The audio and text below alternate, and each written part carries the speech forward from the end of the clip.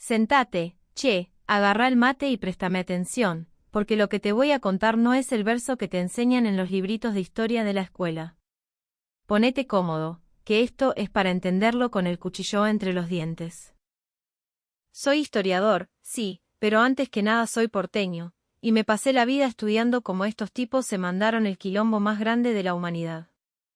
Imagínate la escena. Es el 22 de junio de 1941. Son las 3:15 de la mañana. En Buenos Aires, a esa hora, estaríamos saliendo de un boliche o terminando un asado con los pibes, pero allá, en la frontera del este, el aire estaba tan tenso que se cortaba con un tramontina. Empieza la Operación Barbarroja. Históricamente, el arranque fue una aplanadora, 3 millones de soldados alemanes, 3.600 tanques, un parque automotor que ni en la General Paz en hora pico, viste, 7.000 piezas de artillería y 2.700 aviones cruzando la frontera soviética. Estamos hablando de un frente de 2.900 kilómetros.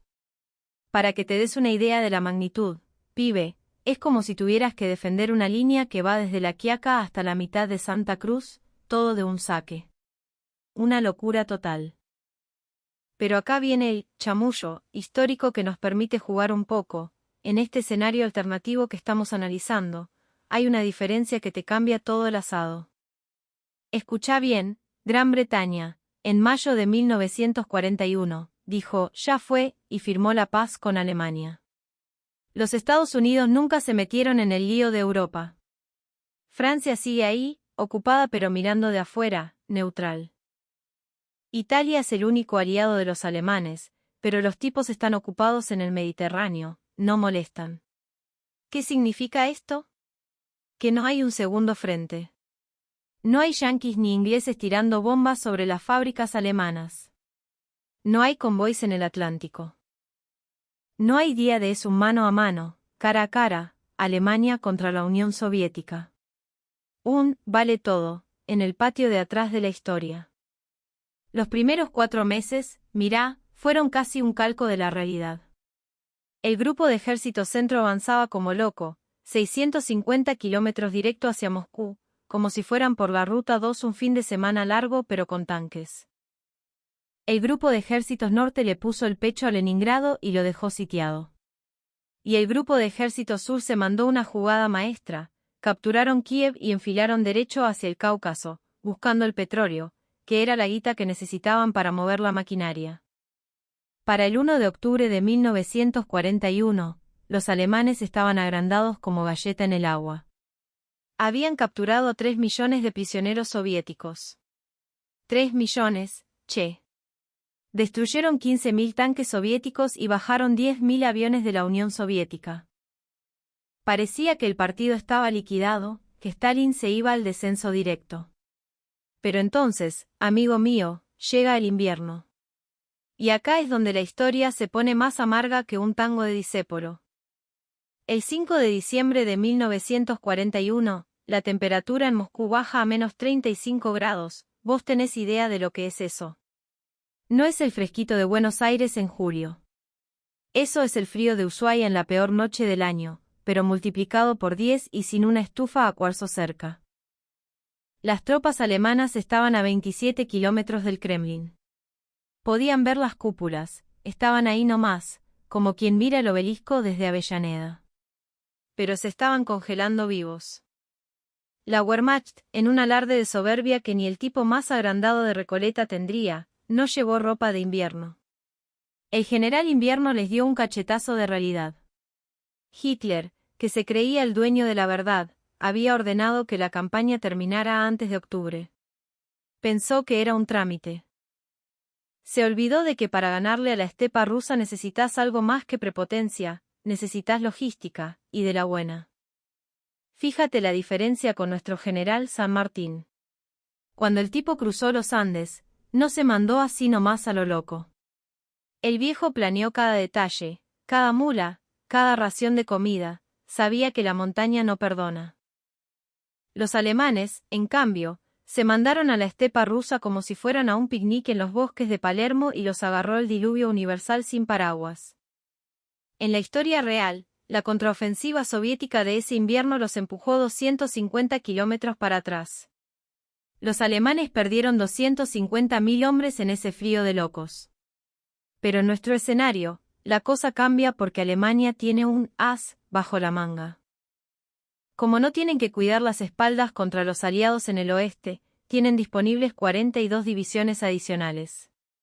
Tipos que históricamente estaban rascándose en Francia, Noruega o el Mediterráneo, ahora están metidos en el barro del este. Estamos hablando de 630.000 soldados más, 1.200 tanques extra y 800 aviones que se suman al baile. La contraofensiva de Stalin sucede igual, porque los rusos tienen una garra bárbara, pero los alemanes ahora tienen con qué aguantar los trapos. Las líneas alemanas se doblan, sufren, crujen como un tablón viejo, pero no se rompen. Para marzo de 1942, las líneas se estabilizan 100 kilómetros más al este que en la realidad. Los alemanes mantienen el territorio, pero el invierno les dejó una bronca y un desgaste que no te explicas.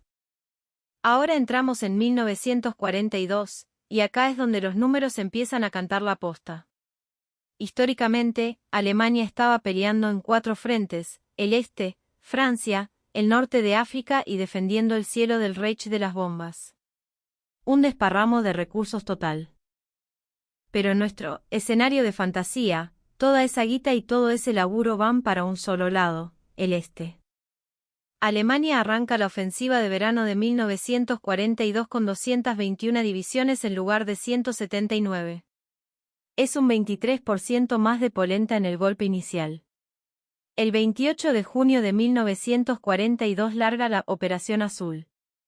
El objetivo, el petróleo del Cáucaso. Con esas 42 divisiones de chapa, el avance alemán es un tren fuera de control. El sexto ejército llega a Stalingrado el 15 de agosto, 2 semanas antes que en la historia que conocemos. El primer ejército panzer alcanza Grozny el 10 de octubre. Algo que en la realidad nunca pudieron hacer. Pero no te entusiasmes, que acá aparece el verdadero villano de esta historia. No es Stalin, ni el frío, ni los tanques T-34. Es la logística. Y contra la física no hay con qué darle, por más que te creas el más guapo del barrio. Alemania está operando a 2.500 kilómetros de sus bases de suministro en Polonia. Imagínate lo que es eso. Es como si tuvieras que mandar camiones con mercadería desde Buenos Aires hasta casi el límite con Chile, pero por caminos que son un desastre, llenos de barro y nieve. Cada kilómetro que avanzás es un dolor de cabeza nuevo. Los números son brutales. Escuchá, una sola división alemana en combate necesita 300 toneladas de suministros por día. Balas, nafta, comida, repuestos. Todo. 221 divisiones necesitan 66.300 toneladas por día. Al mes, son casi 2 millones de toneladas. ¿Cómo movés esa montaña de cosas? Por tren, principalmente. Pero los soviéticos, que no son ningunos giles, usan una vía más ancha, 1.524 milímetros, que la europea, 1.435 milímetros. Cada kilómetro de vía que los alemanes capturan, lo tienen que arreglar a mano, tornillo por tornillo. Un laburo de locos. Para octubre de 1942, habían convertido 16.000 kilómetros de vías, pero solo podían mover 30.000 toneladas por día. Menos de la mitad de lo que necesitaban para que los pibes en el frente no se quedaran sin balas. El resto lo tenían que llevar en camiones.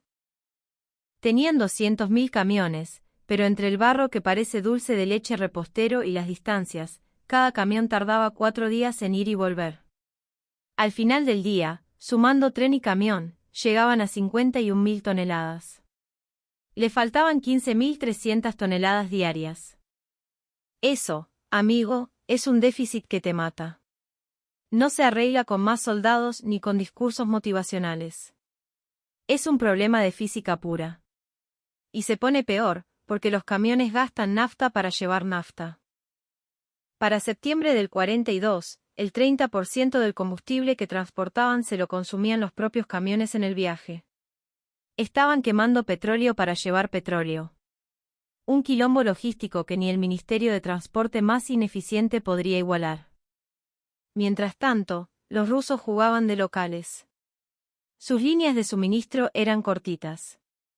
En 1941, en una jugada que fue una epopeya, movieron 1.523 fábricas completas al este de los Urales. Las desarmaron pieza por pieza y las armaron de nuevo lejos del alcance de los alemanes. Para 1942, esas fábricas estaban sacando 24.000 tanques por año. Una locura. 25.000 aviones, 356.000 ametralladoras. Los tipos fabricaban armas como si fueran churros en la playa. Alemania, en cambio, producía mucho menos. Pero claro, en nuestro escenario no hay bombardeos aliados. Eso les da un respiro, su producción sube un 40%. No hay B-17 rompiendo las fábricas de rulemanes, ni ingleses quemando las plantas de acero. Entonces, Alemania llega a producir unos 13.000 tanques y 21.000 aviones por año. Son números mejores, sí, pero la Unión Soviética les sigue ganando por goleada, produciendo casi el doble de tanques. Es como querer competirle a una fábrica en serie con un taller artesanal de barrio. Llegamos a noviembre de 1942. Stalingrado. El nudo en la garganta. En la historia real, los rusos lanzaron la Operación Urano y encerraron al Sexto Ejército. 290.000 alemanes quedaron atrapados en un pozo de muerte. Pero en nuestro escenario, Alemania tiene esas 42 divisiones extra.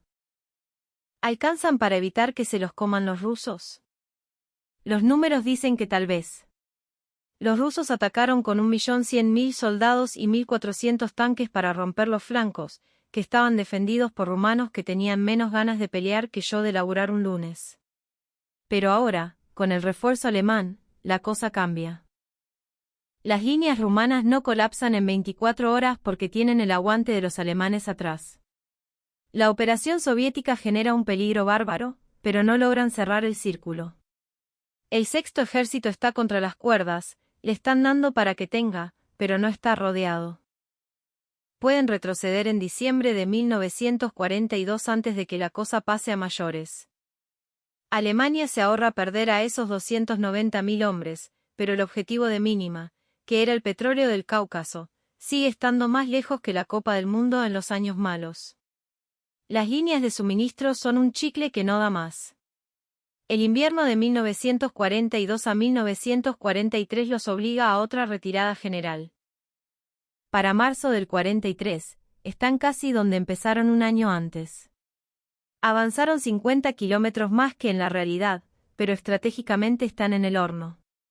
No lograron nada decisivo. Y entonces, pibe, se viene el verano del 43. El momento de la verdad. La batalla de Kursk. El choque de tanques más grande de la historia. En la realidad, los alemanes fueron con todo y perdieron. En nuestro mundo paralelo, tienen más tanques, unos 4.000 en lugar de 2.900, gracias a que no hubo bombas sobre Berlín y no tuvieron que mandar nada a Francia. Lanzan la Operación Ciudadela, con 1.000.000 de hombres. Pero los rusos, que no son ningunos dormidos, se prepararon como si fuera la final de un mundial.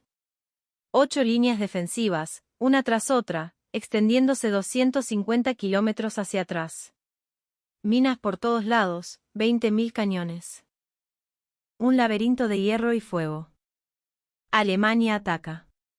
El ruido debe haber sido ensordecedor, un infierno en la tierra. Para el séptimo día, los alemanes rompieron 3 líneas.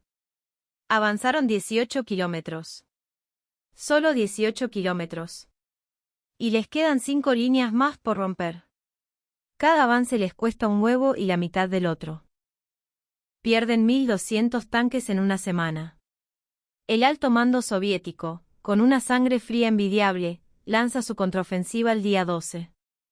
2,5 millones de soldados rusos saltan de las trincheras en todo el frente. Las líneas alemanas, que estaban estiradas como un elástico viejo por la ofensiva, empiezan a ceder. Para agosto de 1943, los alemanes están otra vez en retirada. Y acá es donde te das cuenta de que el problema no es táctico. No es que los generales alemanes fueran malos, es que los rusos tienen más de todo, más hombres, más fierros y, sobre todo, tienen el patio de su casa atrás. Cada mes que pasa, la balanza se inclina más para el lado de Stalin. Mira estos números de 1943, que te van a dejar helado. La Unión Soviética produce 24.000 tanques, Alemania, incluso sin bombardeos, llega a 17.000. Aviones, 35.000 contra 28.000. Y lo más importante, la gente. La Unión Soviética tiene 196 millones de personas para mandar al frente. Alemania, sumando los territorios ocupados, tiene 109 millones, pero no podés confiar en que un francés o un polaco pelee por vos con ganas. Están superados 2-1 en todo. 1944 es un calvario, una agonía larga como un domingo sin fútbol. Los rusos lanzan 10 ofensivas seguidas. Los empujan por Ucrania, por Bielorrusia, los sacan de Polonia a patadas. La Operación Bagration en junio de 1944 es el golpe de gracia, destruyen al grupo de ejércitos centro completo. 28 divisiones borradas del mapa en 5 semanas. 350.000 bajas. Un desastre total. Para diciembre de 1944, el Ejército Rojo ya está golpeando la puerta de Prusia Oriental. Y acá te hago la pregunta del millón, ¿podría Alemania haber negociado la paz en este punto? En nuestro escenario, como no están los yanquis ni los ingleses presionando, capaz que Stalin se sentaba a charlar. Alemania ofrece retirarse las fronteras de 1939, pagar reparaciones. Pero Stalin no es ningún nene de pecho. El tipo sabe que tiene la sartén por el mango. ¿Para qué negociar si puede quedarse con todo el edificio? Enero de 1945. La ofensiva del Vistula-Oder. 2 millones de rusos con 6.500 tanques avanzan 600 kilómetros en 23 días. Es una maratón de acero. Llegan a 60 kilómetros de Berlín. Los alemanes tienen casi 2 millones de soldados todavía, parece mucho, ¿no? Pero tienen que defender un frente de 1.200 kilómetros. Hacé la cuenta, son 1.600 soldados por kilómetro.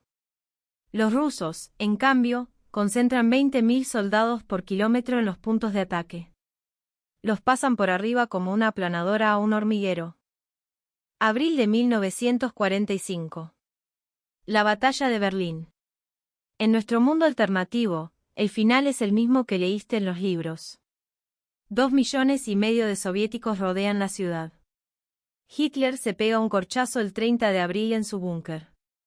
Alemania se rinde el 8 de mayo. La guerra termina casi igual, capaz un par de meses más tarde, capaz con algunos alemanes menos muertos porque no hubo tantos cercos, pero el resultado es una fija, Alemania pierde. ¿Y sabés por qué, che? Porque la guerra no se trata de quién tiene el uniforme más fachero o quién hace la jugada táctica más brillante. Las guerras modernas son guerras de industria, de recursos y de aguante.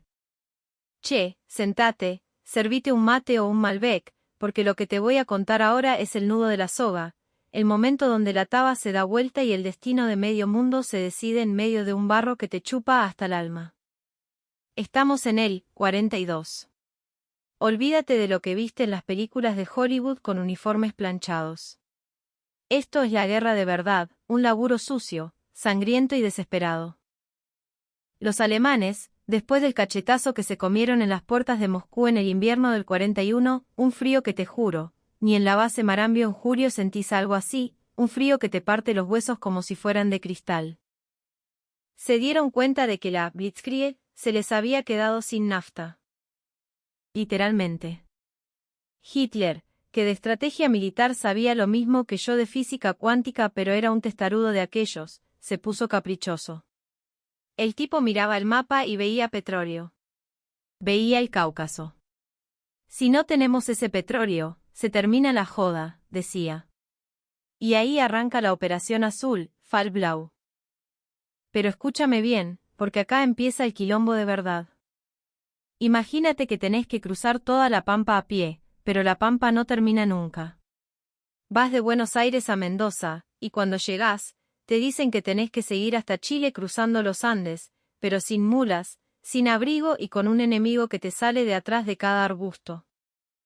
Los tipos del Sexto Ejército, al mando de Friedrich Paulus, un tipo prolijo, muy de escritorio, de esos que usan el pañuelo en el saquito pero que no tienen la calle de un San Martín, se metieron en la boca del lobo. El objetivo era Stalingrado. Una ciudad que se estira a lo largo del río Volga como un chorizo infinito. ¿Y sabés por qué era importante? No era solo por las fábricas o el río. Era por el nombre, Che. Stalingrado. La ciudad de Stalin. Para Hitler era una obsesión personal, un duelo de guapos en la esquina de un barrio que no duerme. Y para Stalin, perder la ciudad que llevaba su nombre era como que te saquen el obelisco y te lo pinten de otros colores, una humillación que no iba a permitir ni muerto. La entrada a Stalingrado fue un infierno. Los alemanes llegaron pensando que eran los dueños de la pelota, pero se encontraron con la Rattenkrieg, la guerra de ratas. Olvídate de los tanques Panzer corriendo libres por la llanura como si fueran por la Panamericana un domingo a la mañana. Acá se peleaba por cada habitación, por cada sótano, por cada alcantarilla. Un pibe alemán de 19 años, que capaz hacía 2 meses estaba en Berlín tomando una cerveza, de golpe se encontraba en medio de una fábrica de tractores derruida, con un ruso que le salía de los escombros con un cuchillo entre los dientes. Paulus le mandaba telegramas a Hitler: «Che, Adolf, esto es un desastre, estamos perdiendo gente a lo pavote, las calles son un cementerio».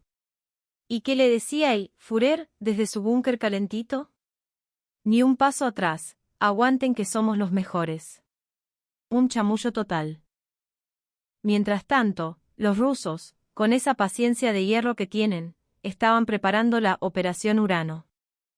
Acá es donde entra el general Zhukov. Ese tipo era un animal. No le importaba cuántos pibes perdía, lo único que quería era el resultado. Mientras los alemanes se desangraban tratando de tomar la última cuadra de la ciudad, Zhukov estaba juntando 1 millón de hombres y miles de tanques T-34 en los flancos. Los flancos de los alemanes estaban cuidados por rumanos, húngaros e italianos. Tipos que no tenían ni la guita, ni el equipo, ni las ganas de estar ahí muriéndose de frío por una causa que no era la suya. Estaban con fusiles de la Primera Guerra y un hambre que les calaba los huesos. El 19 de noviembre de 1942, el cielo se les cayó encima. Fue como si de repente se desatara una tormenta eléctrica en medio de la Patagonia, pero con fuego. Miles de órganos de Stalin, los lanzacohetes Katyusha, empezaron a sonar. El ruido era un aullido que te volvía loco, un llanto metálico que te avisaba que la parca estaba cerca. Los rusos pasaron por arriba de las defensas de los aliados de Alemania como una aplanadora a un hormiguero. En 4 días, sí, escuchaste bien, en 4 días, cerraron el anillo en un pueblito que se llama Kalach. ¡Pum! El Sexto Ejército, la élite de la Wehrmacht, 250.000 tipos, quedaron encerrados en una Kessel, una caldera. Ahí empezó el verdadero drama. Imagínate el cuadro. Estás en medio de la estepa, a 30 grados bajo cero, no tenés comida, los caballos te los comiste hace una semana, y lo único que recibís por radio son las promesas de un loco que te dice que Germán Göring, el jefe de la aviación, un tipo que vivía como un rey mientras los pibes se morían, va a mandar aviones con suministros. No se preocupen, muchachos. La Luftwaffe les va a llevar de todo, decían desde Berlín. Mentira. Chamullo del barato. Necesitaban 500 toneladas por día para sobrevivir y con suerte llegaban 80. Los aviones caían como moscas. Los soldados alemanes abrían los cajones que tiraban los paracaídas y, en vez de comida o municiones, encontraban miles de preservativos o especias de lujo. Te juro por mi vieja. Condones en el medio del frío siberiano. La bronca que debían tener esos tipos no te la puedo explicar. Adentro de la ciudad, la cosa era peor. El general Chuikov, el jefe ruso de la defensa, les había dado una orden clara a sus soldados: abrace al enemigo. ¿Qué significaba eso? Pégate tanto al alemán que sus propios aviones no puedan bombardearnos por miedo a matarlos a ellos. Era una pelea cuerpo a cuerpo, a pura bayoneta y granada. Las ruinas de la fábrica, Octubre Rojo, se convirtieron en un matadero. Paulus, que ya estaba más flaco que un clavo y con un tic nervioso en el ojo que no lo dejaba dormir, le suplicó a Hitler que lo dejara intentar una ruptura, una salida desesperada hacia el sur. Pero Hitler, con esa soberbia de los que se creen dioses, le dijo: si te vas de Stalingrado, sos un traidor. Te quedás ahí hasta el último hombre. Pero escuchá esto, que acá la historia se pone más negra que un tango de Discépolo. El general Erich von Manstein, que era el mejor estratega que tenían los alemanes, un tipo que sí sabía lo que era mover las piezas en el tablero, intentó un rescate. La Operación Tormenta de Invierno. Sus tanques llegaron a estar a 50 kilómetros. Los tipos atrapados en la nieve veían las luces de los cañonazos de sus amigos en el horizonte. Era la esperanza, che. Era la mano que te sacaba del pozo. Paulus tenía que dar la orden de arrancar los tanques que le quedaban y salir al encuentro de Manstein. Pero no lo hizo. Se quedó esperando la orden oficial de Hitler que nunca llegó. Se quedó ahí, mirando cómo las luces del rescate se apagaban y se alejaban. Manstein tuvo que retroceder porque los rusos lo estaban por cercar a él también. Fue el adiós definitivo. El sexto ejército estaba condenado a muerte. Enero de 1943. El frío ya no era frío, era una entidad que te devoraba los dedos. Los pibes alemanes ya no tenían ni uniforme, se envolvían en trapos, en mantas robadas a los muertos. Comían nieve mezclada con sangre de caballo. ¿Y los rusos? Los rusos seguían viniendo. Miles y miles, como si la tierra los pariera. Hitler, en un último acto de cinismo total, lo nombró a Paulus mariscal de campo. ¿Sabes por qué? Porque ningún mariscal de campo alemán se había rendido jamás en la historia. Era una invitación elegante a que se pegara un corchazo. Matate, Paulus, hacenos el favor de quedar como un héroe en los libros de historia, era el mensaje entre líneas. Pero Paulus, que ya estaba harto de que lo usaran de forro, dijo: no me voy a suicidar por ese cabo austríaco. El 31 de enero, los rusos entraron en su cuartel general, que estaba en el sótano de unos grandes almacenes derruidos. El tipo salió de ahí con una barba de varios días, el uniforme hecho un desastre y una cara de derrota que te partía el alma. Se rindió. 91.000 alemanes fueron al cautiverio. Caminando por la nieve hacia Siberia. ¿Sabés cuántos volvieron a casa 10 años después? Solo 5.000. El resto quedó enterrado en el barro y el hielo. Stalingrado fue el principio del fin. Fue el momento en que el mundo se dio cuenta de que la bestia nazi no era invencible. Fue un golpe al mentón que dejó a Alemania tambaleando. Pero no creas que ahí se terminó todo. No, señor. Después de Stalingrado vino Kursk. La batalla de tanques más grande de la historia de la humanidad. Imagínate un tablero de ajedrez del tamaño de la provincia de Buenos Aires, pero en vez de piezas de madera, tenés 3.000 tanques de un lado y 5.000 del otro. Los alemanes sacaron sus nuevos juguetes, los Tiger y los Panzer. Unos monstruos de acero que daban miedo solo de verlos. Hitler pensaba que con eso iba a recuperar la iniciativa. Esta vez sí, muchachos, esta es la que ganamos, decía el tipo. Pero los rusos ya no eran los pibes inexpertos del 41. Se habían vuelto unos profesionales del combate. Habían convertido el saliente de Kursk en una fortaleza. Minas por todos lados, cañones antitanque escondidos en cada pozo, trincheras que parecían laberintos infinitos. Cuando arrancó la Operación Ciudadela en julio de 1943, el choque fue tan violento que dicen que el humo de los tanques quemados tapaba el sol en pleno mediodía. Era un infierno de metal retorcido. Los alemanes avanzaban 1 kilómetro y perdían 100 tanques. Era como tratar de atravesar una pared de concreto a cabezazos. Y acá es donde te quiero dejar pensando, che. En medio de ese desastre en Kursk, con los alemanes jugándose el resto, le llega una noticia por radio que le hiela la sangre más que el invierno ruso. Los aliados, los yanquis y los ingleses, acaban de desembarcar en Sicilia. Italia se está por dar vuelta. Hitler entra en crisis. Se agarra la cabeza. Tiene que decidir, ¿sigue mandando gente a morir en el barro ruso o saca divisiones de ahí para defender el patio trasero en el Mediterráneo? El frente oriental se está prendiendo fuego, el frente sur está estallando, y los rusos. Los rusos acaban de lanzar su propia contraofensiva. Stalin se ríe en el Kremlin, fumando su pipa. Sabe que el tiempo se le acabó a los alemanes. La marea roja está empezando a subir, y no hay muro, ni tanque, ni mariscal que pueda pararla.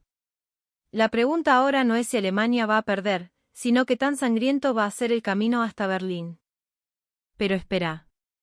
Porque justo cuando los alemanes creen que ya no pueden estar peor, algo pasa en el búnker de Hitler. Una conspiración empieza a olerse en el aire. Los propios generales alemanes, los tipos que lo siguieron a todos lados, están empezando a afilar los cuchillos. Se dan cuenta de que el Führer los está llevando directo al precipicio y que, si no lo paran, no va a quedar ni un alemán vivo para contar el cuento. La tensión se corta con un cuchillo. El frente se desmorona, las bombas caen sobre Berlín todas las noches, y en la oscuridad de los cuarteles, se está gestando algo que puede cambiar el curso de la historia. O terminar de hundirlos a todos en el abismo más profundo. ¿Querés saber qué pasó en esa mesa donde se planeó lo impensable? ¿Querés saber cómo fue el momento exacto en que el acero alemán se quebró para siempre? Aguantá un cachito, que esto se pone más peludo todavía. Mirá, poné la pava y sentate, porque lo que viene ahora es el acto final de esta tragedia, el momento donde el telón se cae y no queda nada más que cenizas y un silencio que te pone la piel de gallina. Para 1944, la invencible Wehrmacht ya no era ese equipo de primera que se llevaba todo puesto. Ahora eran como un boxeador sonado, contra las cuerdas, tratando de cubrirse la cara mientras los rusos les daban con todo. En junio de ese año, mientras los aliados desembarcaban en Normandía, Stalin largó la Operación Bagration. Fue una topadora, che. En pocas semanas, los soviéticos barrieron con el grupo de ejército centro. Imagínate la inmensidad de nuestras pampas, pero cubierta de chatarra humeante y soldados que ya no sabían para dónde disparar. Los alemanes retrocedían 1000 kilómetros, una distancia como ir de Buenos Aires a Mendoza, pero escapando del infierno. Y en Berlín, el ambiente era un quilombo total. El 20 de julio, un grupo de oficiales, los tipos que se dieron cuenta de que el Führer estaba más loco que una cabra, intentaron volarlo por los aires con una valija bomba. Pero el tipo tuvo una suerte maldita y zafó. La purga que vino después fue un tango de los más tristes y sangrientos, generales colgados de ganchos de carnicero, traiciones y una paranoia que hacía que hasta las paredes desconfiaran. Hitler ya no era un líder, era una sombra encerrada en un búnker, moviendo divisiones que solo existían en su cabeza, como un nene jugando con soldaditos de plástico mientras su casa se prende fuego.